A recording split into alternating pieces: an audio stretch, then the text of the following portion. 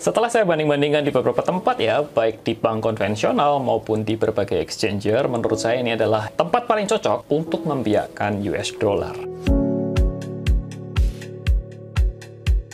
Salah satu skill yang wajib ya dimiliki oleh orang-orang yang smart secara finansial, yaitu apa? Yaitu skill untuk ngatur-ngatur portofolio, mengatur penempatan aset-aset, sehingga aset tersebut itu bisa mendapatkan return yang optimal. Hai, nama saya Tommy Yu, saya appreciate sekali ya buat teman-teman bila kalian bisa subscribe ya dan juga klik like video ini. Terima kasih. Salah satu aset yang lagi hot saat ini adalah US dollar. Kenapa? Karena US dollar ini menguat dengan sangat hebat, mengalahkan hampir semua mata uang di dunia. Apa yang menyebabkan kurs US dollar IDR ini naik dengan luar biasa di 2022? Simply jawabnya karena Fed rate atau suku bunga di US itu naik, sehingga itu uang mengalir balik ke US karena US dollar saat ini dianggap sebagai aset safe haven. Kalau kita lihat kenaikan suku bunga di US, di tahun ini sejak April itu Fed mulai menaikkan suku bunga untuk mengendalikan inflasi yang mulai terlihat. Dari mulai 0,25% ke 0,5, naik terus sampai video ini dibuat itu di bulan Oktober ini mencapai 3,25%. Dengan tingkat inflasi kisarannya itu di 8,2% di tahun ini. Bagi teman-teman semua yang ngikutin saran saya di video saya yang saya buat sekitar 4-5 bulan yang lalu, di bulan Mei atau Juni itu, beberapa kali saya bilang di video-video tersebut tuh agar pegang US dollar atau stable coin-nya, yaitu USDT atau USDC. Waktu itu ya, USD itu masih di kisaran 14.500-an. Dan sekarang ini, saat video ini dibuat, US dollar IDR itu mencapai 15.600, atau naik itu hampir sekitar 7-8%-an gitulah. Dan saya ucapkan selamat bagi yang masih hold ya. Dan di video ini saya akan share cara untuk lebih mengoptimalkan return ketika kita masih hold US dollar, yaitu dengan cara menggunakan produk earn dari exchanger crypto. Kalau kita kenal secara umum, US dollar itu kita kenal tuh biasanya dalam bentuk fiat atau uang kertas. Kita bisa depositokan atau tabung di bank, itu bunganya kecil-kecil sekali, sekitar 1%-an gitu ya, dan sebenarnya ini sayang sekali karena ada alternatif lainnya sebenarnya. Fiat ini kita convert, dijadikan dalam bentuk stablecoin atau aset kripto berupa USDT atau USDC. Kemudian kita tempatkan USDT atau USDC ini di produk-produk saving atau earn yang bisa memberikan bunga yang jauh-jauh lebih tinggi daripada bila ditaruh di bank konvensional. Saya lakukan riset kecil-kecilan ya dan coba bandingkan exchanger mana sih yang aman dan juga bisa memberikan bunga yang paling tinggi. Nah, berikut ini adalah hasilnya. Ada beberapa exchanger, masing-masing memiliki produk earn-nya masing-masing ya. Kita mulai dari yang pertama, itu saya ambil dari exchanger dari lokal, yaitu Indodax dan Toko Kripto itu mereka tidak memiliki produk earn ini. Jadi kita skip saja dulu ya.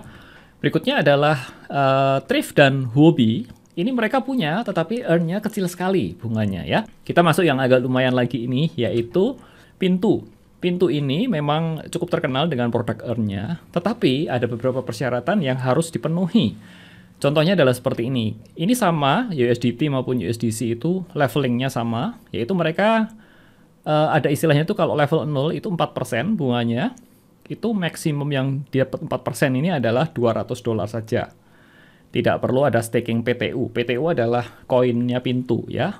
Dan untuk level 1 itu maksimum yang didapat bunga 6% adalah 1000 USDT.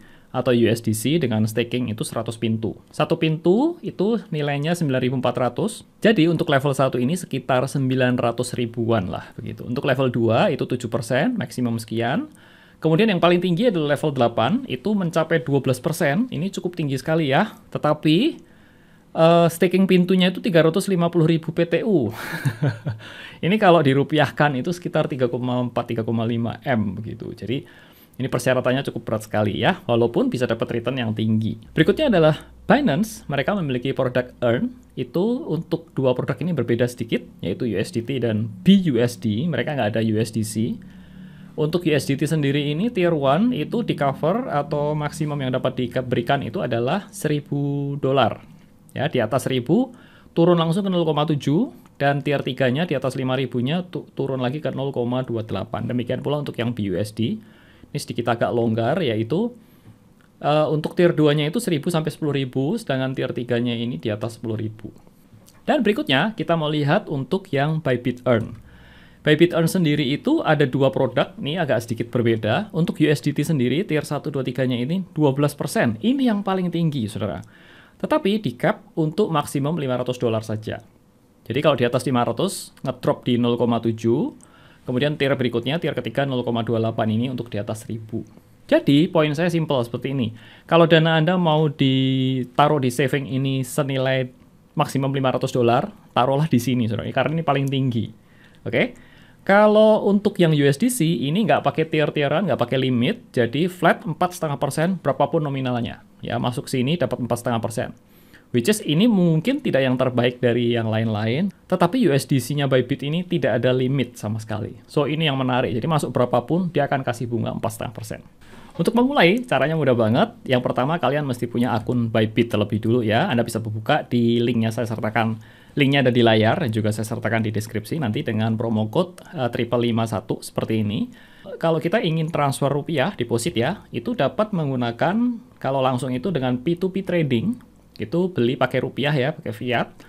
Kemudian deposit ke P2P, ini nanti akan berubah di USDT atau USDC. Ya, ikuti saja prosesnya. Kemudian alternatif kedua adalah kita dapat transfer juga kalau kalian sudah punya akun di rekening exchanger lain, itu dapat langsung transfer. Jadi transfernya nanti seperti biasa penarikan, pindah ke sini, itu masuk nanti dari Bybit-nya itu ke spot wallet. Berikutnya adalah dari spot wallet ini, kita harus pindahkan dari spot ke earn wallet. Ya, kemudian dari earn ini baru kita bisa belikan produk-produknya savings dari Bybit, yaitu untuk USDT maupun USDC yang tadi seperti yang saya sudah jelaskan. Bunga atau APY dari tabel itu tidak akan selamanya fix seperti itu ya, dan akan berubah seiring dengan berkembangnya kondisi atau market. Bisa lebih tinggi, bisa juga lebih rendah. Dan saya rasa itu saja sharing singkat dari saya, dan semoga sharing ini memberi insight dan wawasan yang baru bagi teman-teman semua. Terima kasih atas perhatiannya, saudara, dan kita jumpa di lain waktu. Nama saya Tom Yu, dan saya ucapkan salam sukses buat Anda, dan cuan selalu.